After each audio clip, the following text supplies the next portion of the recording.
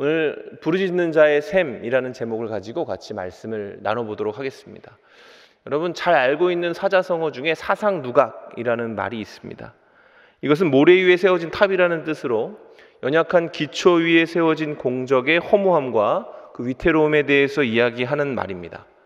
여러분 좋은 탑이라면 가장 중요한 조건은 무너지지 말아야 한다는 것입니다. 아무리 많은 힘과 노력을 다해서 또 화려하게 치장해서 탑을 쌓았다 할지라도 그것이 순식간에 무너져 버릴 수 없게 된다면 그것은 감탄을 자아내는 것이 아니라 오히려 우리 가운데 탄식을 자아내는 것이 될 수 있기 때문에 그렇습니다. 이런 맥락에서 여러분 우리의 인생의 탑은 어떻게 쌓아가고 있습니까? 우리는 어떻게 그 탑을 쌓아나가고 있는지 한번 생각해 봐야 될 필요가 있는 거예요. 우리의 인생은 과연 감탄을 자아내는 것이 될 것인가 아니면 탄식을 자아내는 것이 될 것인가. 우리가 살아가는 이 시대의 정신을 이야기할 때 많은 사람들이 카르페 디엠이라는 단어를 언급합니다. 이 말은 로마의 신 호라티우스가 한 말인데 현재에 충실하라 이런 뜻을 가지고 있어요. 근데 그 당시에 호라티우스가 이 이야기를 할 때에는 지금과 좀 다른 용법이었습니다. 오늘을 잘 살아내서 내일을 준비하라 이런 의미로 호라티우스는 이 말을 사용했던 것입니다. 그러나 오늘날은 어떻습니까? 오늘날 이 말은 매우 소비적으로 사용되어지고 있습니다. 인생의 허무함을 상쇄하기 위해서 순간의 쾌락과 만족을 추격해도 된다라는 당위성을 제공하는 데 있어서 바로 이 말이 사용되어지고 있다라는 것이죠. 그리고 이 왜곡된 시대 정신에 대해서 가장 많은 영향을 받고 그로 말미암아 흔들리고 있는 세대가 바로 청년을 비롯한 미래 세대라고 할 수가 있겠습니다. 그리고 이로 말미암아서 사실 청년들의 삶 또한 사상 누각의 형태로 위태롭게 지어지고 있어요. 여러분 청년의 시기는 그리고 미래 세대 이 청소년기에는 인생이라는 탑을 차곡차곡 쌓아 나가야 되는 시기입니다. 그러니까 그 기초가 튼튼한 데 세워져야 한다는 얘기입니다. 오늘 삼손이라는 사람의 삶 가운데 일어난 사건을 통해서 우리는 하나님과 연결돼 살아갈 기독 청년의 삶이 사상 누각이 아니라 난공불락으로 세워질 수 있는 비결을 같이 한번 살펴보려고 합니다. 21세기의 최고의 사상 누각이라고 불리던 기업이 하나가 있었어요. 그게 뭐냐면 미국의 앨론이라는 기업이었는데 2001년도에 파산한 기업입니다. 근데 이 파산하기 직전까지 1996년부터 2001년까지 6년간 이 앨론이라는 기업은 세계에서 가장 혁신적인 기업으로 많은 사람들의 칭송을 받았습니다. 그리고 많은 것들을 공급해 줬기 때문에 모든 청년들이 가고 싶어하는 청년들의 엘도라도라고 불릴 정도로 많은 인기를 끌었던 그런 기업이에요. 그래서 당시 앨론의 별명이 뭐였냐면 세상에서 가장 잘난 사람들이 모인 기업 이런 이야기도 들을 정도였습니다. 근데 이랬던 앨론은 2001년 갑작스러운 붕괴로 많은 사람들에게 충격을 주면서 미국 시장 전체를 흔들 정도로 큰 사건을 만들게 되는데 그 몰락의 중심에는 뭐가 있었냐면 기초의 연약함이 있었어요. 부정직함, 허영, 허세, 거짓말 같은 것들이 앨론의 기초 위에 기초가 되었다라는 것입니다. 전성기의 앨론은 매우 공격적인 운영을 하는 것으로 유명했습니다. 특히 인재를 영입하는 데 있어서 자원을 아끼지 않았는데 아이비리그 출신의 엘리트를 수집하듯이 회사로 불러들였고 또 의도적으로 매우 경쟁을 붙였습니다. 당시 앨론은 승퇴제도라는 인사 시스템을 사용했는데 이게 뭐냐면 이제 한 분기당 상위 20%는 승진을 시키고 하위 20%는 이제 퇴사를 시키는 그런 좀 잔인한 그런 프로그램이었습니다. 근데 승자에게는 모든 것을 제공해 줬어요.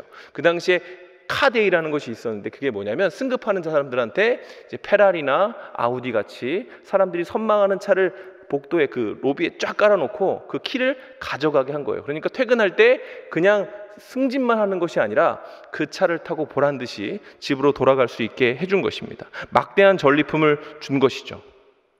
그 당시에 앨론은 말 그대로 영웅에 의한 또 영웅을 위한 공동체였고 그리고 이 야망이라는 기초 이 어떤 세상에서 이기고 싶은 성공이라는 기초 위에 세워진 앨론은 바로 이 기업을 사상 누각으로 만드는 원흉이 되고 맙니다.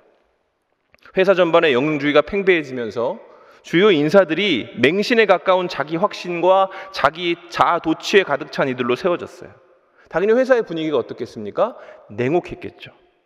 그리고 만연한 성공주의는 그들 가운데 있어야 할 최소한의 윤리의식 또한 무너뜨렸습니다. 스스로를 믿는 사람들, 자신을 영웅이라고 믿으면서 능력을 과신하며 살던 그 잘난 사람들의 회사는 그렇게 허영과 거짓, 부패와 위선으로 무너지게 된 겁니다.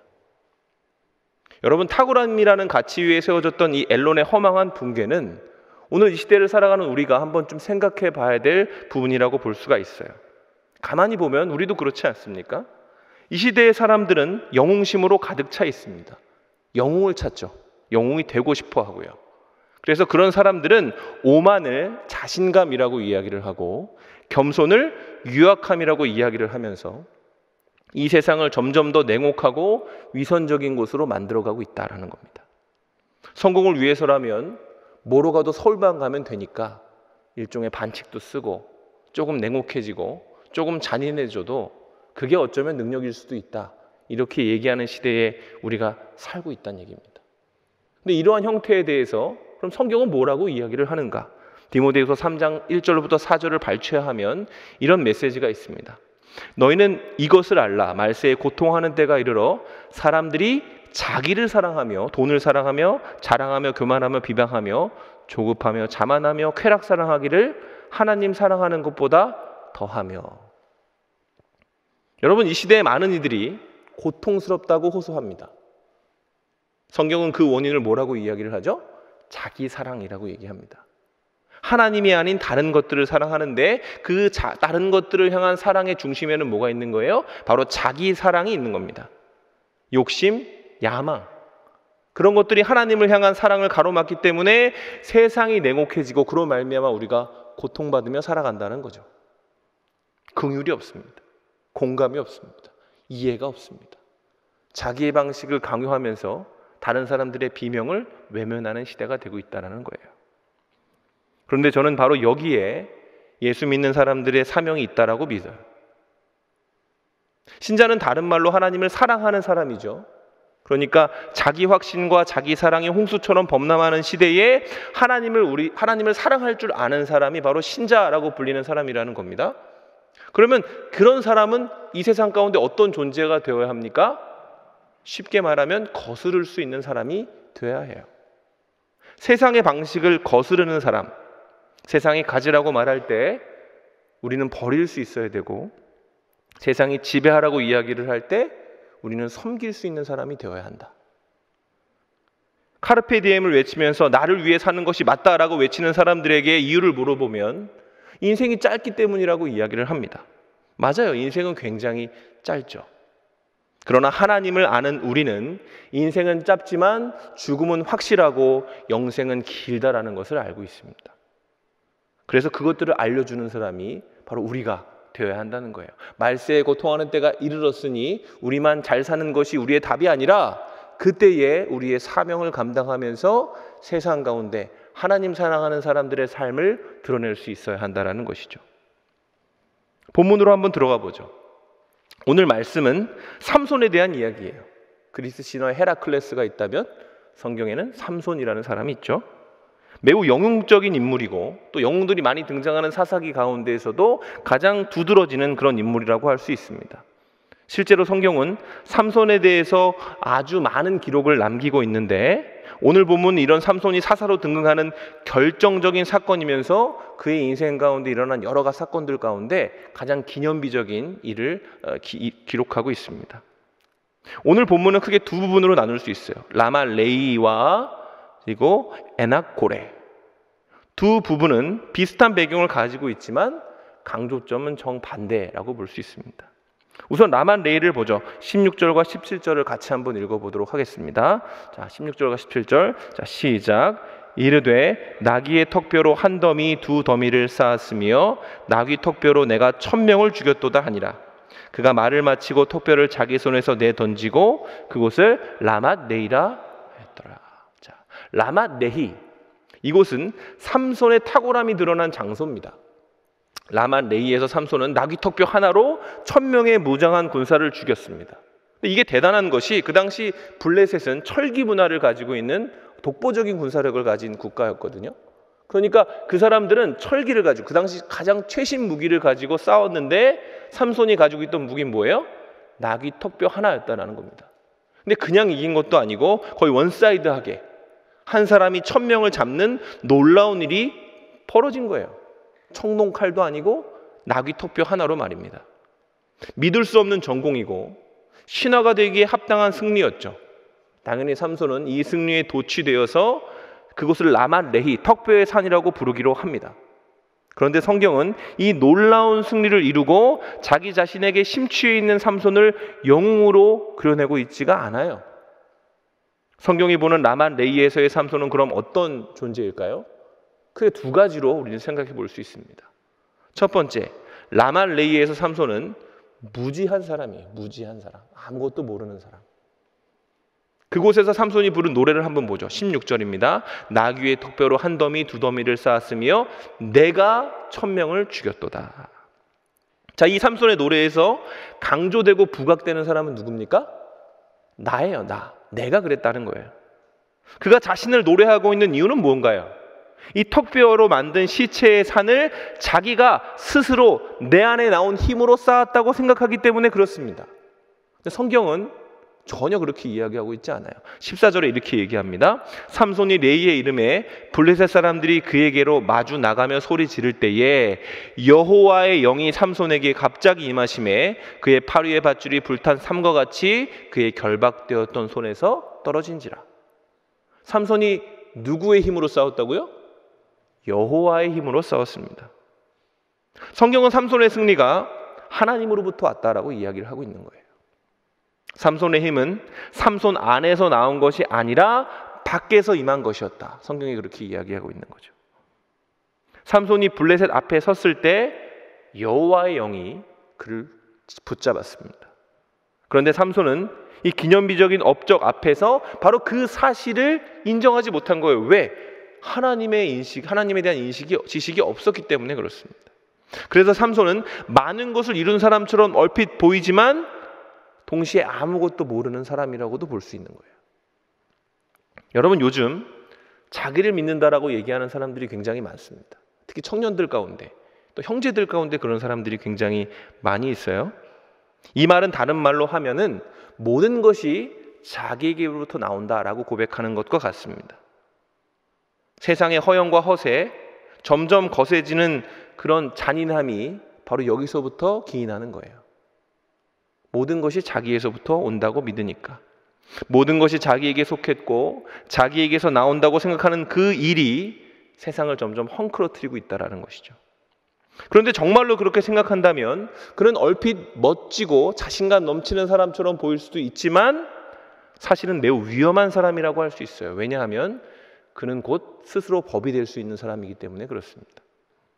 그 법은 분명히 누군가를 옥죄고 슬프게 하겠지만 그는 자신을 믿기 때문에 회개하고 반성하기는커녕 그 기준에 도달하지 못하는 일을 무시하고 조롱할 수 있는 위험을 가진 사람이 될 수 있는 것이죠. 그러나 이 무지가 만들어내는 정말 최악의 문제는 바로 그 안에 하나님에 대한 지식이 자랄 수 없게 만든다는 겁니다. 믿음의 시작은요, 내가 아닌 하나님께 무게중심이 옮겨질 때부터 시작되는 거죠. 나를 믿으면 하나님을 믿을 수 없습니다. 로마서 11장 36절은 이렇게 이야기를 하죠. 이는 만물이 주에게서 나오고 주로 말미암고 주에게로 돌아감이라. 그에게 영광이 세세히 있을지어다. 아멘. 로마서 교리편을 마무리하는 마지막 말씀이 바로 이거예요. 모든 것이 하나님께로부터 온다. 하나님께 속했다.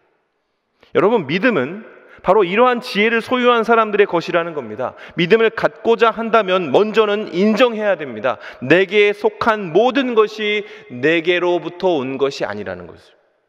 내가 하고 있는 모든 것은 주에게서 나왔고 주로 말미암고 주께 돌아가는 것이라고 인정해야 바로 신앙의 실천편인 12장이 열릴 수 있다는 얘기입니다.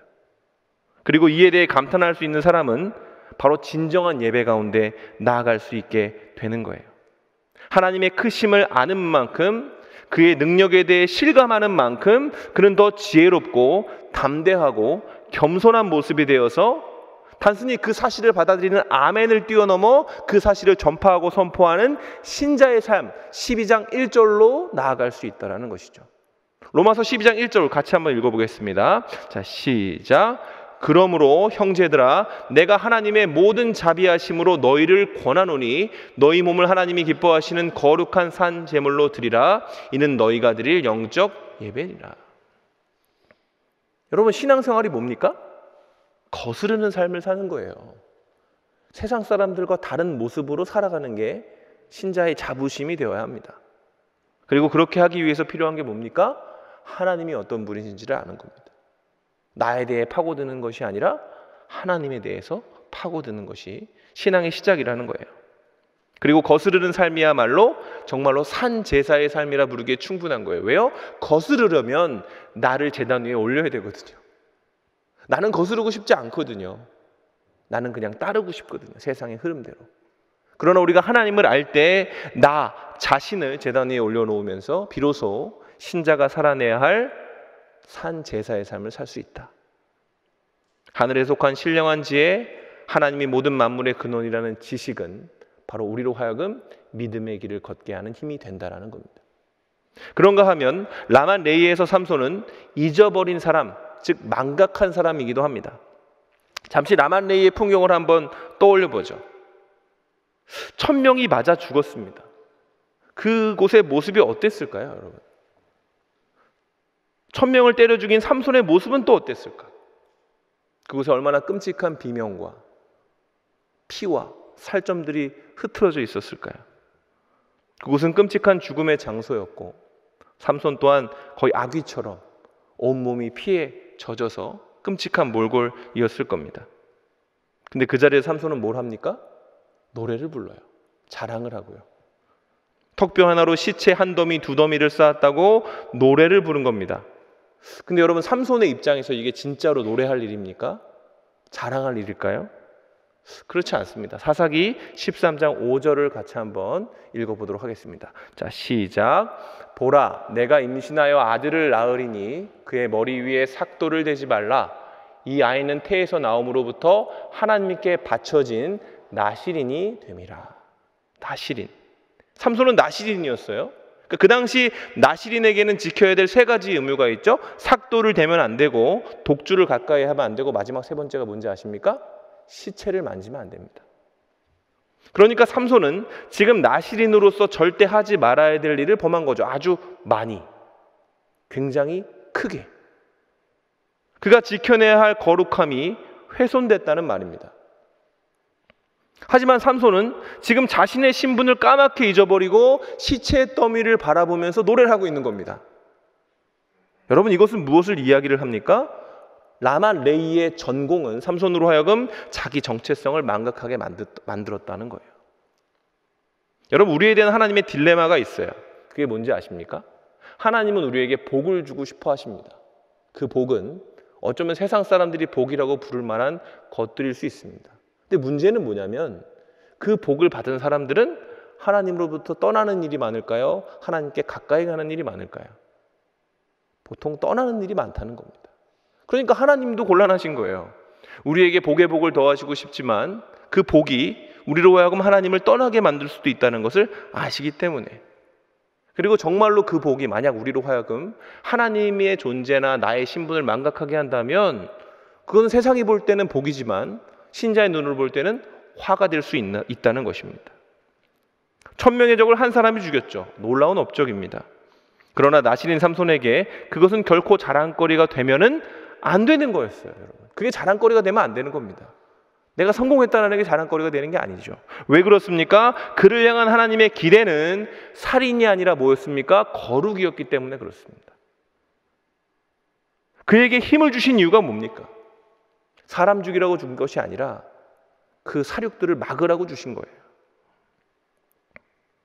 사사기는 사람들이 왕이신 하나님을 망각하고 자기의 소견대로 살던 시대입니다. 영적으로 어둠이 가장 짙었던 시기, 그리고 그 어둠도 가장 짙었던 그 시기 중에 바로 삼손이라는 사사가 세워진 거예요. 나실인으로 하나님이 세우셨어요. 특별하게.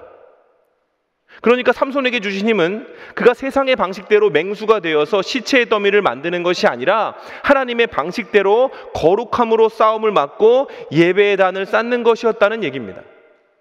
근데 삼손은 하나님 대신 자기의 힘만을 기억하고 있죠.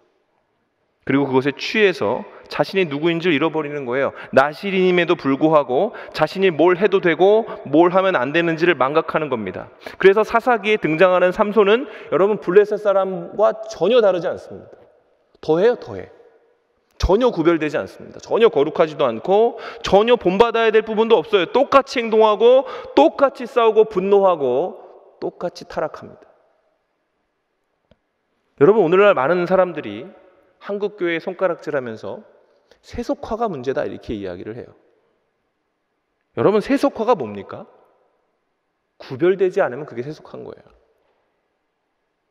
교회가 어떤 목적이나 성취를 이루기 위해서 세상의 방식을 아무렇지도 않게 차용한다? 그거를 세속화라고 하는 겁니다. 우리가 하나님의 말씀에 순종하기보다 우리의 방식대로 재해석하고 나름대로 적용하려고 그 말씀의 기준을 낮출 때 그것을 세속화라고 부르는 겁니다. 여러분, 오늘날 신자의 특징이 있어요. 그게 뭐냐면 감쪽같이 섞여 산다는 겁니다. 전혀 티가 나지 않아요. 여러분, 이제 좀 저희가 청년부는 이제 전도 축제를 하고 있는데 여러분이 가까이 있는 지체들에게 보통 전도를 할 거 아닙니까? 여러분이 너 교회 나와볼래? 그러면 그치, 너 교회 다니는 사람이야 이렇게 얘기하는 사람도 있는 반면 야, 너 교회 다녔냐? 이런 얘기를 듣는 사람도 있을 거예요. 전혀 몰랐어. 너랑 20년을 알았는데 난 네가 교회 다니는지 몰랐어. 여러분, 그게 세속한 거예요. 하는 말이 똑같고 하는 생각이 똑같고 하는 행동이 똑같으니까 구별되지 않는 거죠. 오늘날 크리스찬이 그렇게 사는 이유는 뭐죠? 바쁘니까. 할 일이 너무 많으니까. 내가 크리스천이라는 사실을 자꾸 잃어버립니다. 그 결과 뭐죠? 우리는 세상의 비웃음거리가 되고 있습니다. 얼마 전에 지올팍이라는 사람이 크리스천이라는 곡을 냈더라고요. 전 그분을 몰라요. 근데 그분이 크리스천이라는 곡을 냈길래 처음에 전 CCM인 줄 알았어요. 진짜로. 틀었는데 그 의미가 다 있더라고요. 역겹다는 겁니다. 쉽게 얘기하면. 나는 돈으로 크리스찬 디오를 샀어.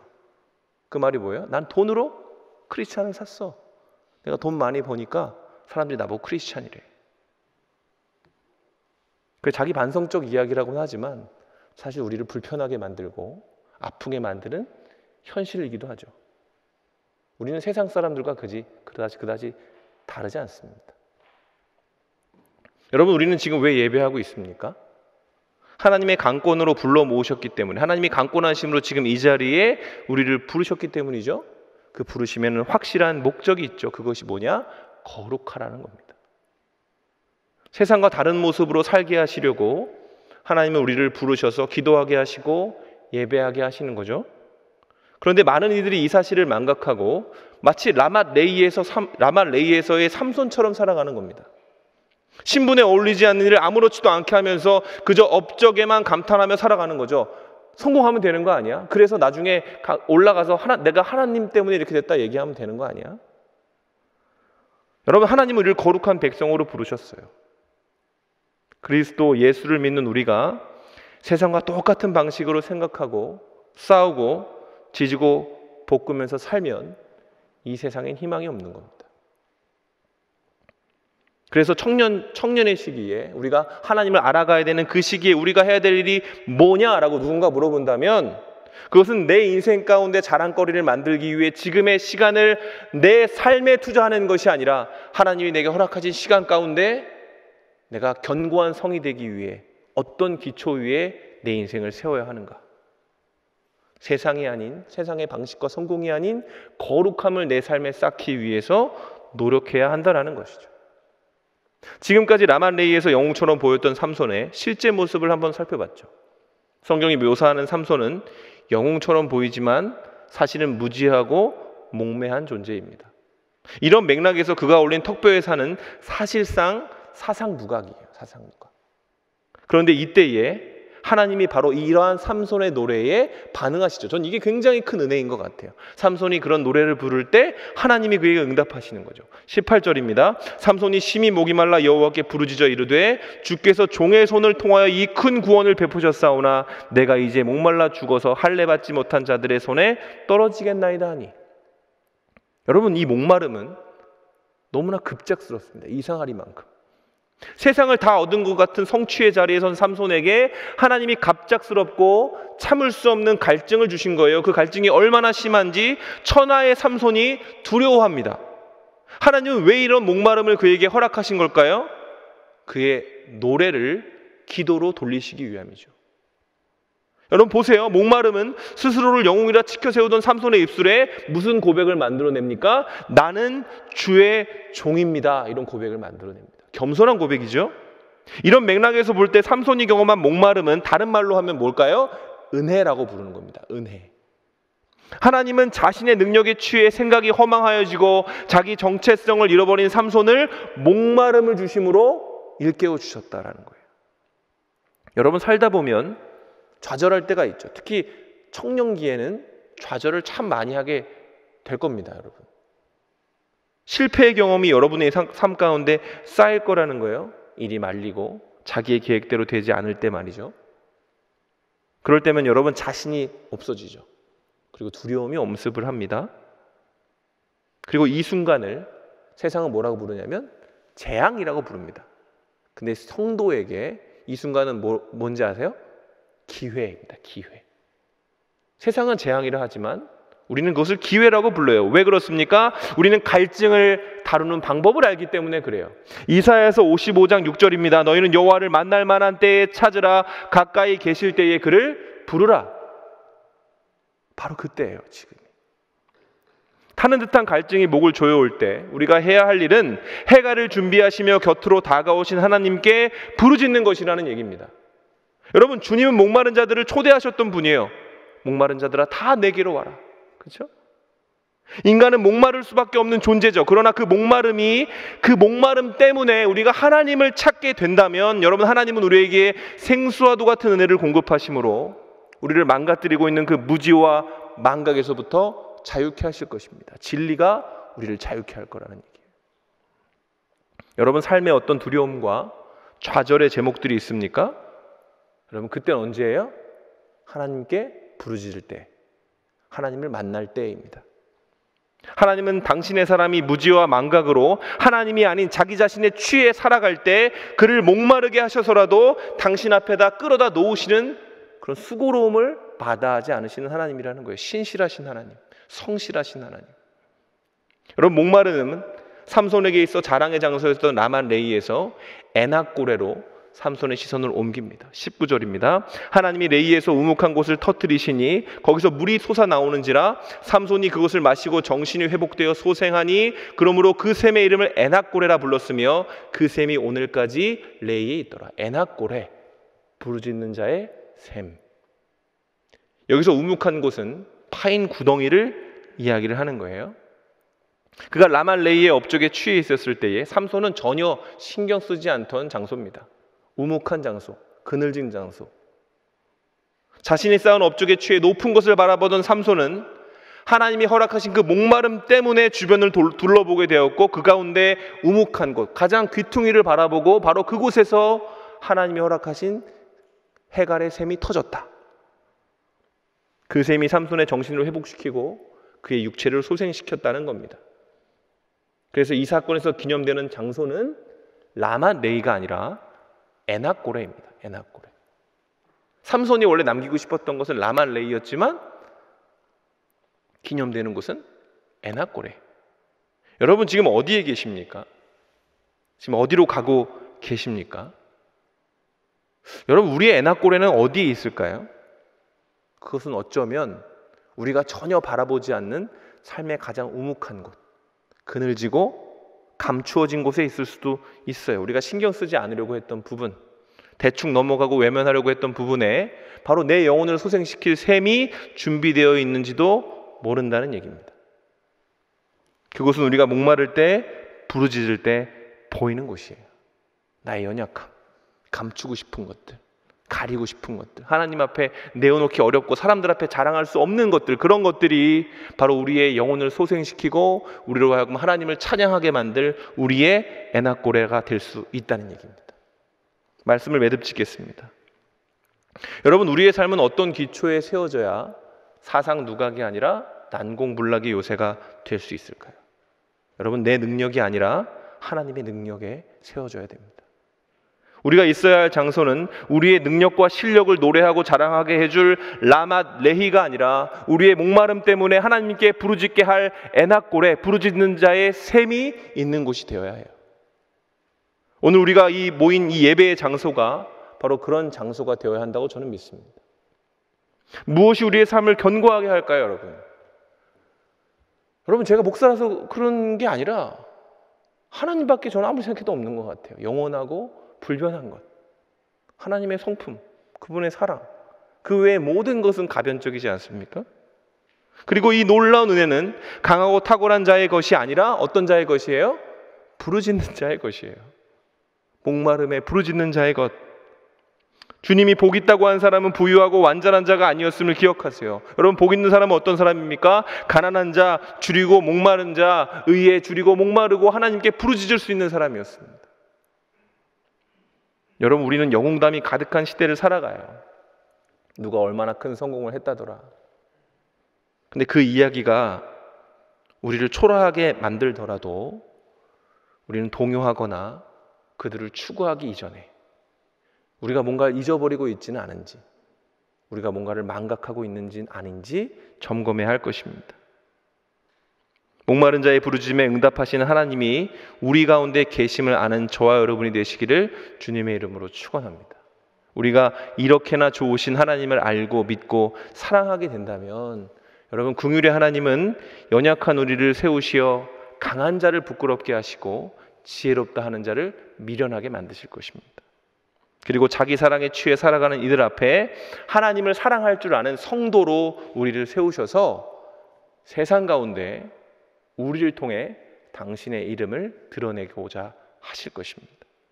바라기는 우리 공동체가, 그리고 성일교회의 모든 미래 세대가 하나님을 아는 지식에 탁월해져서 다른 그 어떤 능력이 아니라 하나님을 아는 지식에 탁월해져서 이 정의가 없는 세상 가운데 하나님이 정의임을 알고, 그리고 온전한 위로가 없다고 말하는 세대 가운데 성령님의 위로가 어떤 것인지를 간증하고 고백할 수 있는 그런 하나님의 사람들이 우리 교회 미래 세대 가운데 본물처럼 흘러넘치기를 주님의 이름으로 축원합니다.